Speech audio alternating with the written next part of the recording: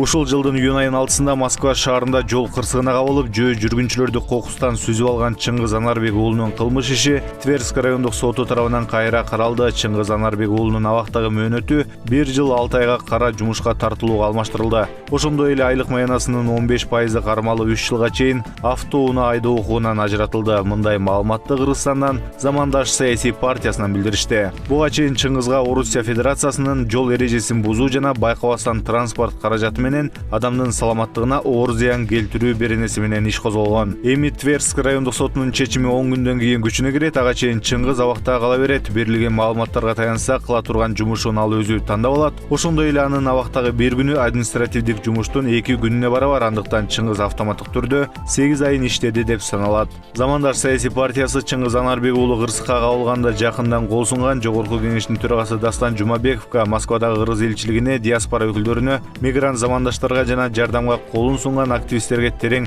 ыраазычылык билдиребиз деп айтылат маалыматта.